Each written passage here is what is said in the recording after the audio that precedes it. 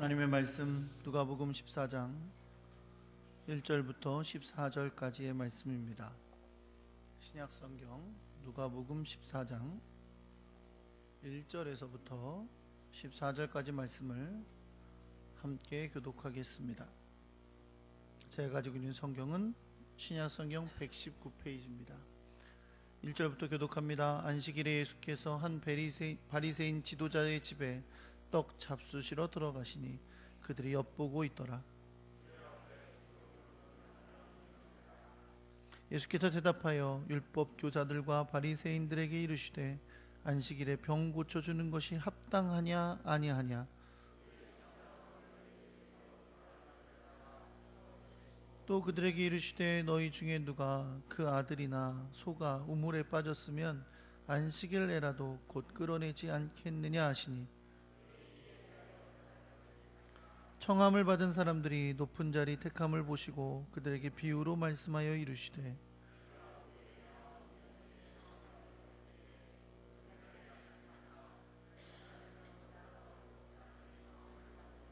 너와 그를 청한 자가 와서 너더러 이 사람에게 자리를 내주라 하리니 그때 내가 부끄러워 끝자리로 가게 되리라.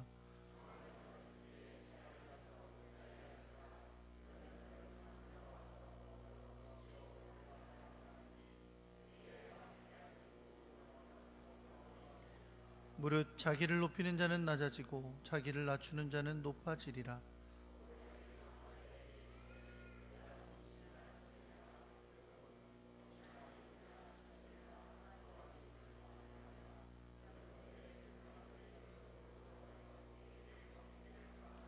잔치를 베풀거든 차라리 가난한 자들과 몸 불편한 자들과 저는 자들과 맹인들을 청하라. 내게 복이 되리니 이는 의인들의 부활 시에 내가 갚음을 받겠음이라 하시더라. 아멘.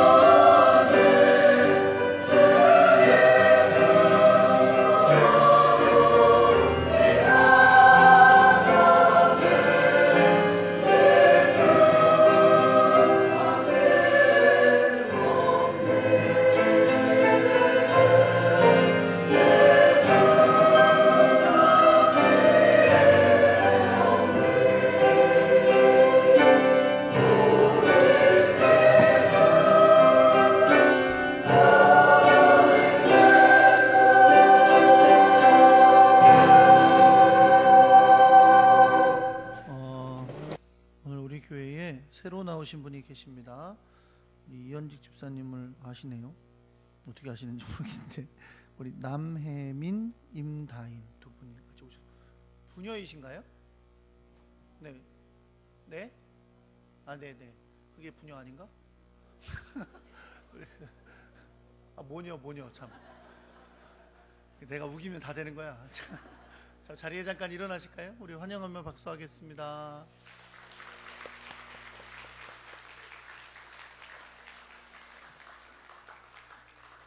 네, 기도드리겠습니다. 사랑과 은혜의 주님 감사합니다. 복되고 귀한 주일 허락하시고 예배의 자리로 우리를 불러주셨습니다. 특별히 오늘 하나님께서 우리 남혜민, 임다인 또 귀한 모녀를 주님의 전으로 불러주시고 한마음으로 예배하게 하시니 감사드립니다.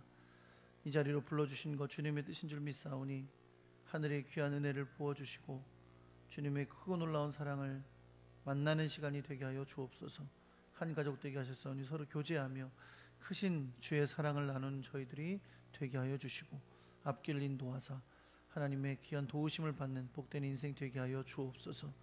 하나님, 이 시간에 주님 앞에 예물을 드렸습니다. 주님을 사랑하는 마음으로 겸손히 주 앞에 드렸사오니 이 예물을 받으시고 손길을 기억하사 갚아주시되 세상이 줄 수 없는 놀라운 은혜와 평강과 사랑으로 함께하여 주옵소서. 이 예물은 주의 뜻을 따라 온전히 사용되게 하시고 하나님 나라의 일에 쓰임받는 그런 물질 되게 하여 주옵소서.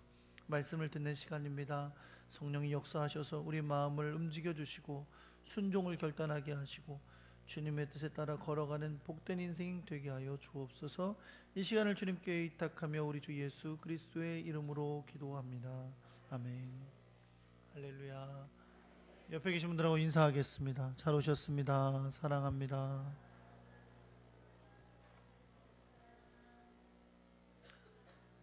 주님이 주시는 놀라운 은혜와 사랑이 여러분과 함께 하시기를 우리 주 예수 그리스도의 이름으로 축원합니다. 네, 한번 따라해 보겠습니다. 하나님 나라 백성의 생활 방식.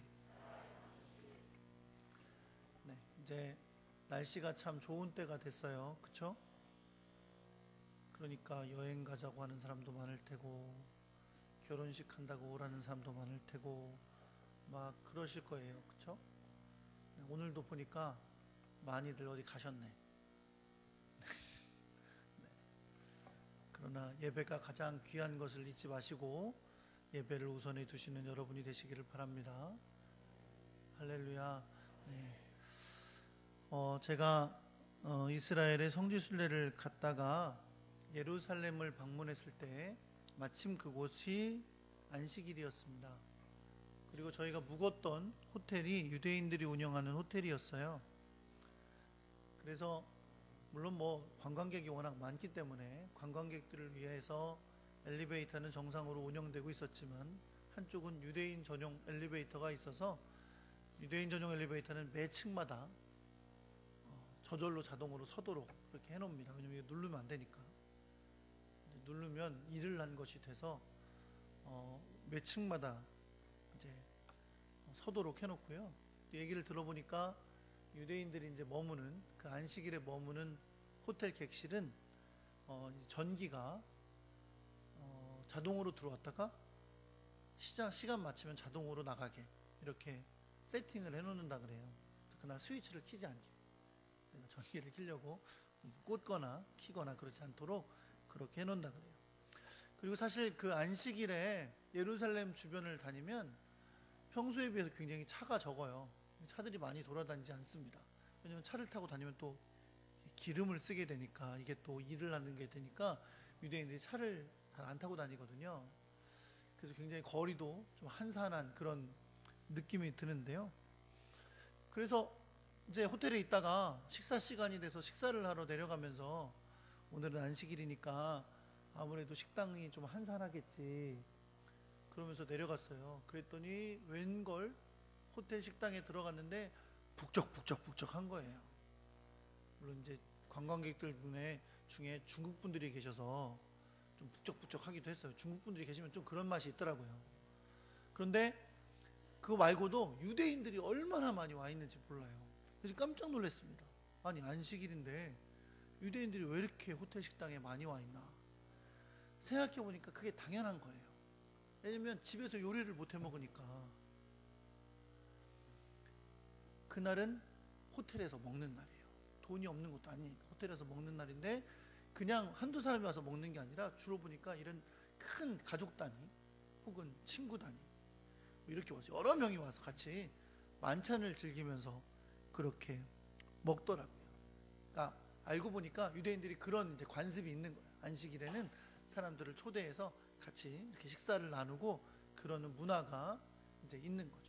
근데 그런 순간에도 한순간 딱 머릿속에 스쳐갔던 이상한 느낌은 뭐냐면, 아, 그럼 이 호텔 요리는 누가 하지? 이렇게 생각이 들긴 하더라고요. 아마 이제 유대인이 아닌 사람이 하거나 뭐 어떤 방식을 취하겠죠. 어쨌든 그런 장면을 보고 나서 오늘 여러분과 제가 함께 읽은 이 본문을 보니까, 오늘 본문도 안식일인데 식사 자리가 있었고 그 식사 자리에 예수님이 초대를 받아 가셨어요. 근데 이 집은 바리새인 중에서도 지도자에 해당되는 굉장히 높은 위치에 있는 바리새인의 집이었습니다. 이때도 안식일이 되면 특별히 요리를 할 수는 없으니까 미리 그 전날 준비를 다 해놓고 안식일 만찬을 즐기는 것이 흔한 일이었어요. 특별히 높은 지위에 있는 사람들은 자기의 주변에 있는 사람들, 친척들, 가족들, 친구들을 이렇게 불러서 같이 안식일에는 만찬을 즐기는 그런 시간들을 보내곤 했습니다. 오늘 성경에 보니까 예수님도 그 집에 떡잡수시러 들어가셨다, 이렇게 기록되어 있어요. 그러니까 다른 건 안 먹고 떡만 드셨겠죠?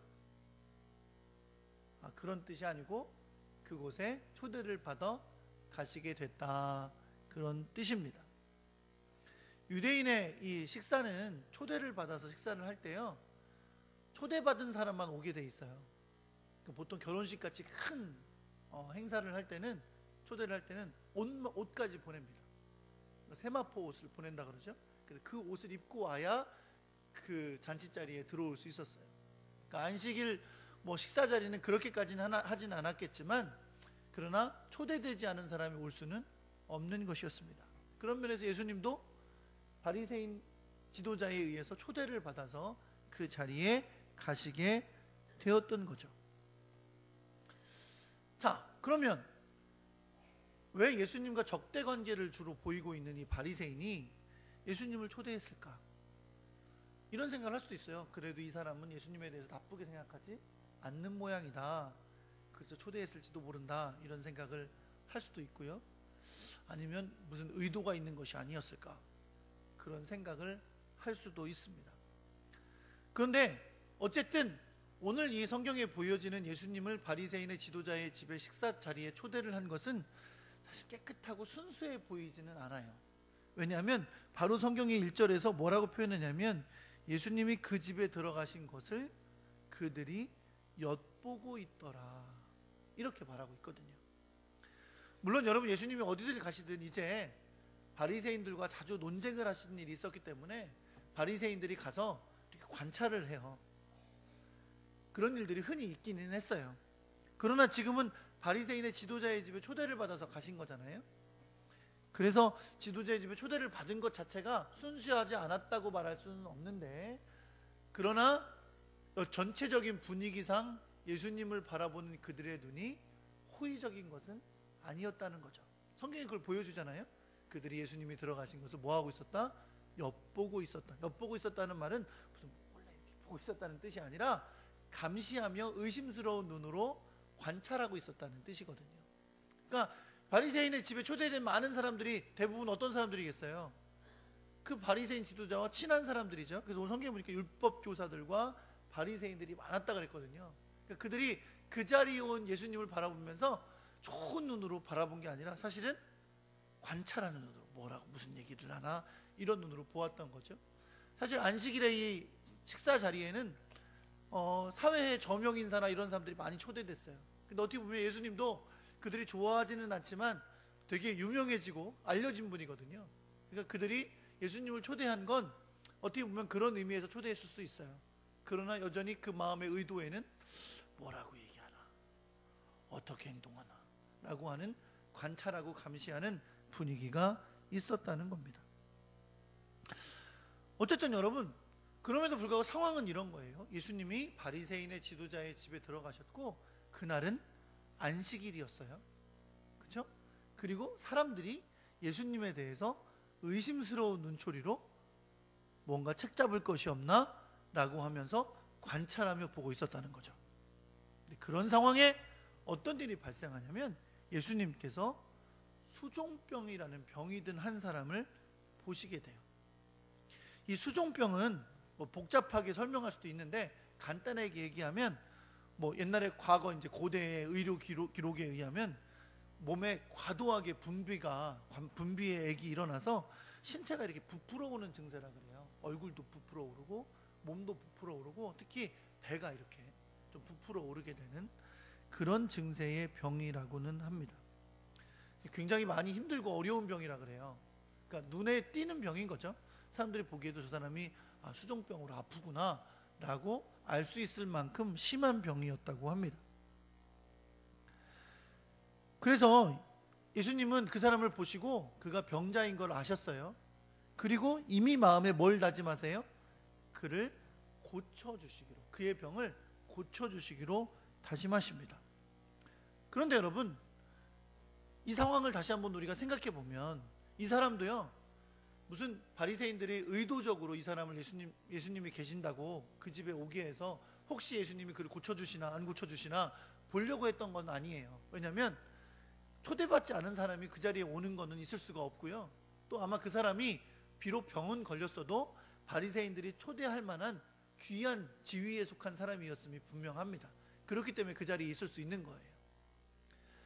그런데 그 사람이 거기에 있고 예수님을 만나서 예수님께서 그의 병을 고쳐주려고 하시는 그 상황이 사실은 만만한 상황이 아닌 거예요. 왜요? 그날이 안식일이고 또 어떻게 하고 있었다고요? 많은 바리새인들이 예수님을 엿보고 있었어요.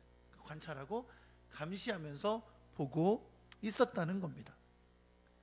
예수님이 그의 병을 고쳐주시는 건 예수님이 이미 마음에 결정하셨고 고쳐주실 수 있는 상황인데, 문제는 안식일에 병을 고치는 걸 옳게 여기지 않는 바리새인들이 눈을 쳐다보고 있기 때문에 예수님이 이 일을 행하시는 것은 그리 간단한 일은 아니었다는 거죠. 그러나 분명한 건 뭐예요? 오늘 성경에 보여주듯이 예수님은 이 병자를 고치기로 결정하셨습니다. 다른 어떤 기록은 없어요. 그래서 예수님께 이 사람이 와서 예수님, 제가 이런 병으로 아픕니다. 저를 고쳐주세요 라고 부탁을 했는지, 아니면 예수님이 딱 증세를 보니까 병자여서 그를 불쌍히 여기셔서 고쳐주려고 하셨는지 그거는 알 수 없어요. 그러나 분명한 건 지금 사람들이 다 엿보는 사이에 안식일에 예수님이 병을 고치기로 결정하셨다는 겁니다. 그런 곤란한 상황 중에도 예수님은 그의 병을 고치기로 결정하셨는데, 문제는 그곳에 모여있는 율법 교사들과 바리새인들이 이것을 싫어한다는 거죠. 이걸 원하지 않는다는 것이고, 예수님이 만약에 병을 고치시면 그것을 예수님을 공격하는 이유로 삼을 수 있다는 겁니다. 그래서 예수님은 그냥 그 병을 고쳐주실 수 있지만 그렇게 고쳐주지 않으시고 먼저 예수님을 의심스러운 눈초리로 바라보고 있는 바리새인들과 율법교사들에게 물으십니다. 뭐라고 물으시냐면, 안식일에 병 고쳐주는 것이 합당하냐 아니하냐 라고 물으십니다. 예수님은 지금 안식일에 이 수종병 걸린 사람을 고쳐주실 건데, 이 고쳐주시는 상황을 그냥 단순히 그를 고쳐주시는 것으로 그치지 않으시고 이제 그곳에 있는 바리새인과 율법교사들 그리고 그곳에 있는 사람들에게 안식일을 지키는 하나님 나라 백성의 올바른 자세를 가르쳐 주려고 하십니다. 그걸 계기로 삼으신 거죠. 그래서 그들에게 물으시는 거예요. 뭐라고요? 야, 안식일에 병 고쳐주는 것이 합당하냐 아니면 안 합당하냐 라고 물으신 거죠. 예수님은 이미 마음속에 답을 정해놓고 계셔요. 합당하다 안 합당하다? 아니, 합당하다 안 합당하다? 보통 답은 앞에 있어요. 합당하다 안 합당하다? 합당하다. 예수님이 고치실 거니까 합당하다는 답을 가지고 예수님은 사람들에게 물으신 거예요. 그때 사람들은 아무런 대답도 하지를 못했습니다. 대답은 안 했지만 분명한 건 뭐예요? 그들은 그것을 합당하게 여길 사람들이 아니라는 거죠. 그래서 예수님은 그들에게 질문을 이미 던져놓으시고 이제 예수님이 이것이 어떤 의미인지를 설명해 주려고 하시는 겁니다. 그리고 이제 그렇게 질문을 던지신 이후에 예수님은 어떻게 하시냐면 이제 그 사람의 병을 고쳐주십니다. 이제 안식일에 예수님이 그의 병을 고쳐주신 거예요. 그런 상황이 발생했죠.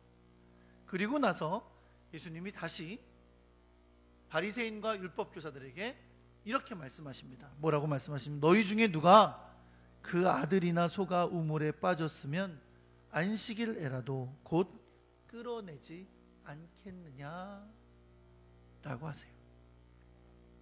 이 예수님이 질문으로 건네신 이 말씀은 바리새인과 율법교사들이 거부할 수가 없는 말씀이에요. 왜냐하면 그 당시에 유대인들 중에서 에세네파라는 아주 급격한 성향을 가진 종파들 외의 사람들은 안식일에도 위험에 빠진 짐승을 건져주는 것을 행했습니다. 그거는 안식일을 어기는 걸로 여기지 않았다는 거고요. 병자 중에도 굉장히 위급한 상황에 있는 병자를 고치는 것을 안식일을 어기는 것으로 여기지 않았어요. 그래서 예수님은 그걸 아시기 때문에 그들에게 너희 중에 누가 그 아들이나 소가 우물에 빠졌으면 안식일에라도 곧 끌어내지 않겠느냐라고 하시면서 이 위험에 빠져 있고 고통에 빠져 있는 수종병 든 자를 예수님이 고쳐주신 것이 바로 그러한 것임을 말씀하고 있습니다. 이건 사실 굉장히 분명하고 그 사람들이 반박할 수 없는 말이었기 때문에 그 어떤 사람도 예수님의 말에 반박하지를 못했습니다. 여러분, 이 치유기적 사건이 또 하나 일어난 거죠. 성경에 예수님이 병을 고쳐주시거나 귀신을 내쫓아주시는 일을 많이 일어나잖아요. 그 한 장면처럼 그저 오늘 수종병을 고치는 사람을, 수종병을 앓고 있던 사람을 예수님께서 고쳐주시는 장면이에요. 그런데 오늘 이 장면과 뒤 이어지는 예수님의 가르침은 우리에게 뭘 가르쳐 주냐면 이 세상을 살아가는 하나님의 백성들이 어떻게 살아가는 삶의 방식을 가져야 하는가를 우리에게 가르쳐주는 매우 중요한 말씀입니다. 먼저 오늘 예수님께서 병을 고쳐주신 이 사건이 일어난 날이 안식일이라고 했잖아요. 그렇죠? 여러분, 이 안식일은 어떤 날입니까? 유대인들은 하나님께서 정하신 그 안식일을 하루를 지정해서 일을 하지 아니하고 하나님을 예배하며 지내는 날로 보냈어요. 근데 우리는 안식일을 지키지 않죠. 우리는 안식일이 아니라 주일을 지킵니다. 주일은 예수님께서 부활하신 날이에요. 안식 후 첫날, 그 다음날 예수님이 부활하셨고 이제 우리 개신교회는 안식일인 토요일이 아니라 주일을 지킵니다. 왜냐하면 예수님이 안식일의 주인이라고 하셨고 예수님이 부활하신 날을 구별해서 지키기 위해서 주일로 지킵니다. 물론 안식일의 정신이 주일로 옮겨온 거예요. 그래서 우리는 하나님 앞에서 이 주일을 지키는데, 이 주일을 지키는 이유가 뭡니까? 이 주일은 주님께서 우리를 구원하신 것을 기뻐하며 축제처럼 하나님 앞에 드리는 날이고, 오로지 하나님을 예배하면서 우리에게 주시는 참된 안식을 누리는 날입니다. 하나님의 놀라운 은혜를 다시 한번 맛보는 날이고 그 은혜 아래서 새롭게 되는 날입니다. 그러나 잊지 않아야 할 것이 있습니다. 우리가 이것을 누리는 것은 주님의 은혜로 받은 것이잖아요. 그렇기 때문에 그저 우리만 누리는 날로 이 날을 여겨서는 안 된다는 거죠. 오늘 예수님께서 안식일이지만 그 물에 빠진 자와 같은 수종병 든 자를 주님께서 고쳐주셨듯이 우리는 이 주일을 보내면서 그저 우리가 주님 앞에 예배한 것으로 만족하고 또 함께 교제하며 즐거웠던 것으로 만족하는 것이 아니라 이날을 연약한 자를 돌아보고 우리의 도움이 필요한 사람을 생각해보고 그를 위해 기도하고 돕는 일, 섬기는 일을 감당하는 날이 되어야 하는 것입니다. 그것이 하나님 나라의 백성의 모습인 것을 여러분 믿으시기 바랍니다. 그리고 나서 이제 이 날을 지내면서 하나님께서, 예수님께서 우리에게 그리스도인의 백성은 안식일이 아니라 어떤 다른 날에도 하나님의 백성다운 삶을 살아가야 하는 것인데 어떻게 살아가야 하는 것인지를 우리에게 가르쳐 주십니다. 여러분, 예수님은 여전히 지금 바리새인의 지도자가 베푼 잔치자리에 계세요. 그렇죠? 어떤 상황이죠? 자, 우리도 살아가면서 여러 가지 상황을 만나고 살잖아요. 그렇죠? 지금 예수님도 주님께서 삶을 살아가시다가 바리새인의 집에 초청을 받아서 가게 된 삶의 한 자리에 와 계세요. 그렇죠? 여러분, 우리가 삶의 어느 곳에 가든 그곳에서 어떻게 살아야 하냐면 하나님의 백성다운 삶을 살아야 됩니다. 여러분, 믿습니까? 그래요. 그래서 예수님이 지금 이제 뭘 보여주시냐면 이러한 삶의 상황 가운데 주님의 백성으로 사는 삶의 모습을 이제 보여주시는데, 주님이 지금 만나고 계신 상황은 어떤 상황이냐면 바리새인의 지도자의 집에 식사 초대를 받아서 잔치자리에 와 계신 상황이에요. 지금 이 상황 가운데 주님이 첫 번째 가르쳐 주시는 것은 무엇이냐면, 먼저 초대를 받아 간 사람의 자세. 하나님 나라의 백성으로서 이런 자리에 초대를 받아 간 사람은 어떠해야 하는가를 가르쳐 주십니다.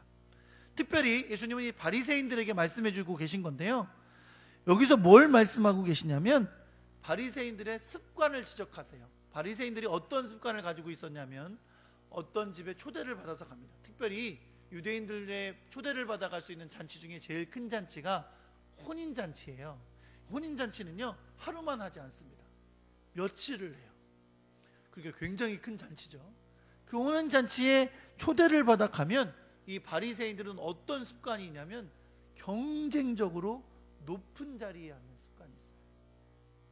높은 자리라 그래서 집집마다 무슨 초대를 받아 가는데 저 위에 앉는 자리가 있고 그런 것이 아니라 자리를 이렇게 배치를 하잖아요.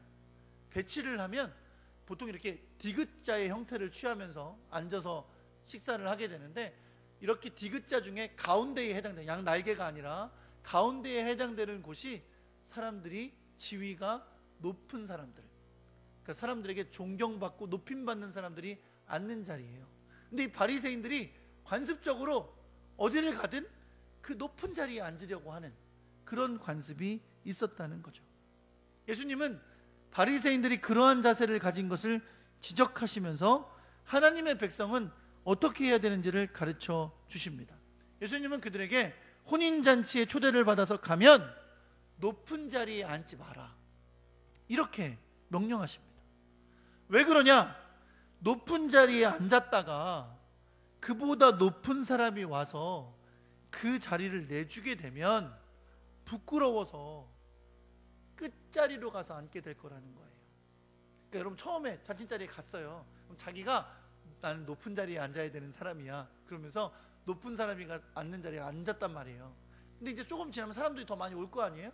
그리고 잔치자리가 커지고 이제 잔치가 막 시작되는 상황에 주인이 와서 여보게, 그 자리는 이분이 앉아야 될 자리야 그러면서 일어나라 그러면 이미 사람들 다 앉았잖아요.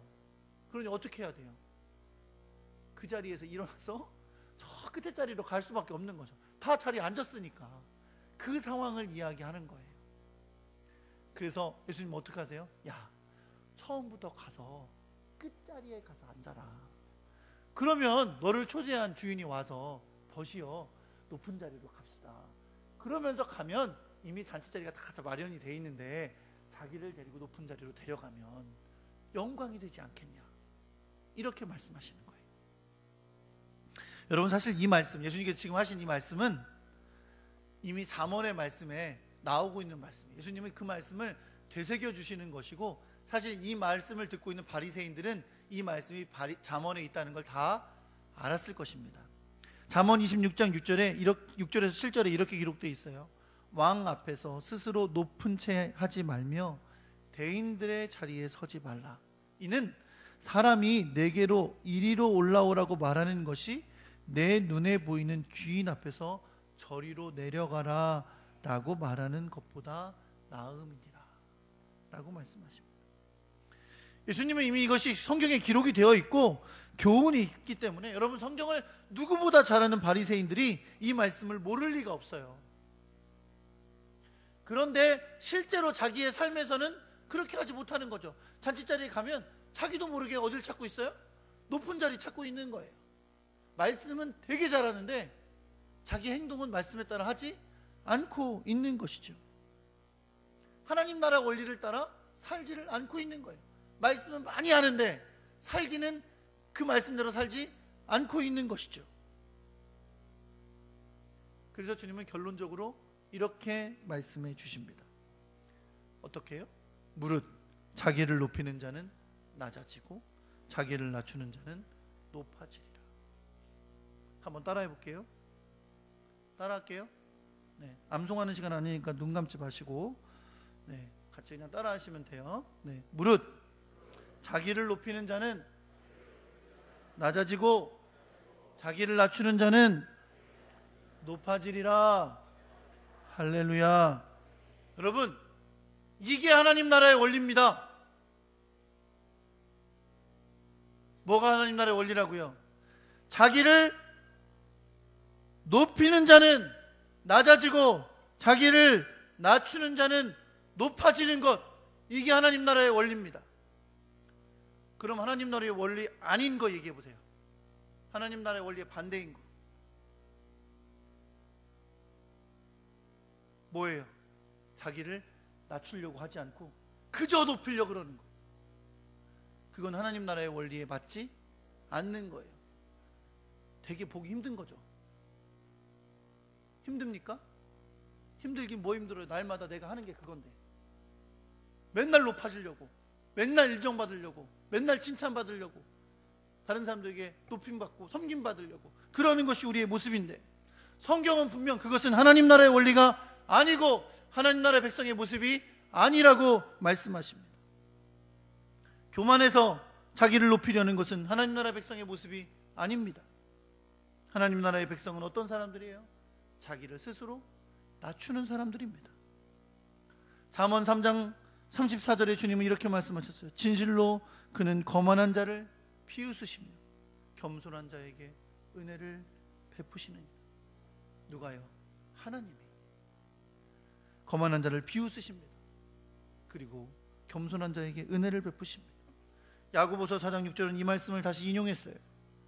그러면서 이렇게 말씀합니다. 그러나 더욱 큰 은혜를 주시나니 그러므로 일렀으되 하나님이 교만한 자를 물리치시고 겸손한 자에게 은혜를 주시느니라.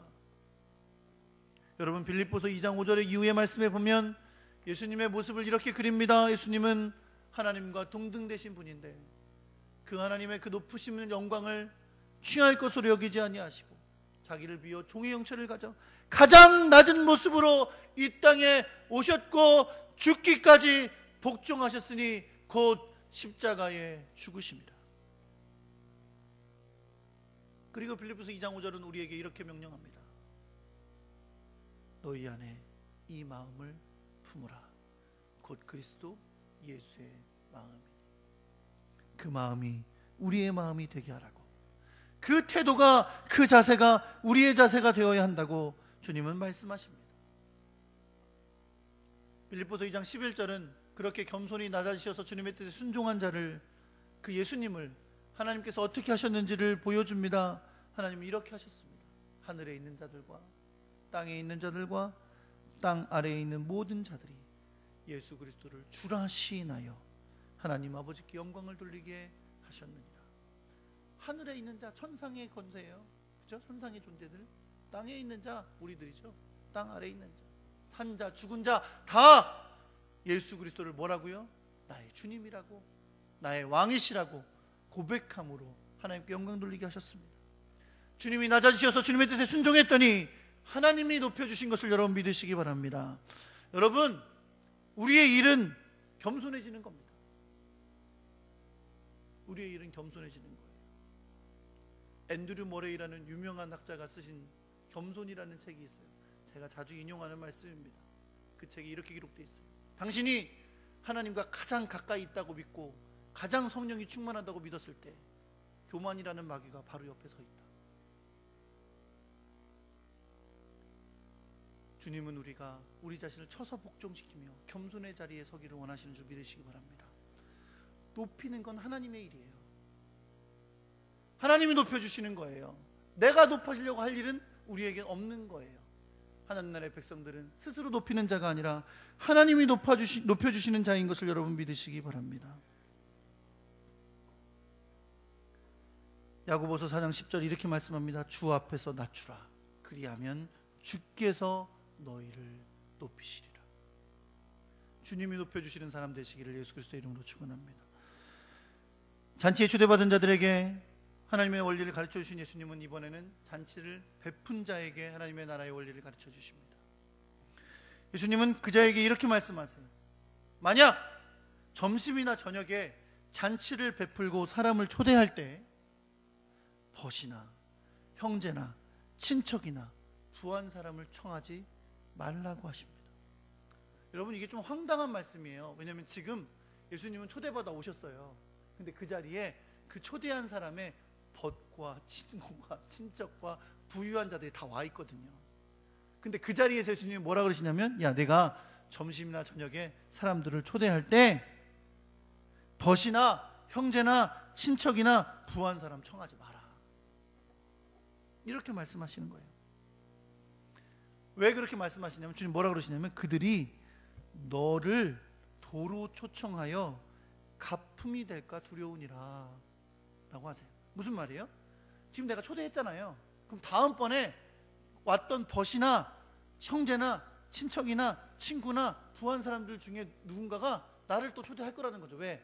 내가 초대했었으니까 내 초대한 것을 그들이 갚기 위해서 또 초대할 거라는 거예요. 근데 예수님이 뭐라 그러시냐면, 그렇게 할까 봐 두렵다 라고 말씀하세요.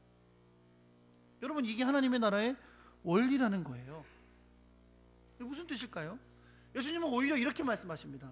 너희가 잔치를 베풀거든 차라리 너에게 도로 초대할 수 없는 그 사람들을 초대하라. 가난한 자들, 몸이 불편한 자들, 저는 자들, 맹인들을 초대하라고 하십니다. 왜 그럴까요?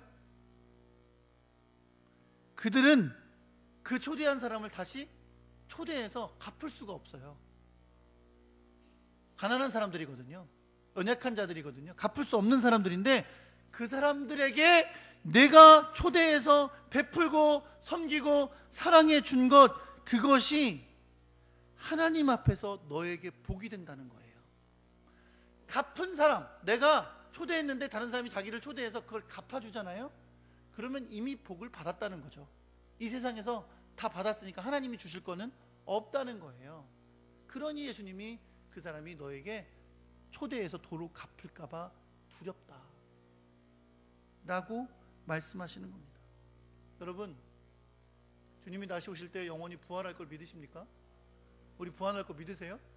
안 믿는 분들이 계시나 봐요. 부활할 거 믿으십니까? 그렇다면 우리는 그날 분명히 주님을 만날 건데, 주님이 우리에게 뭐라고 말씀하시는 거예요? 야, 네가 뭘 베풀었는데 그 사람이 그걸 갚았어. 그러면 나는 너에게 줄 것이 없어.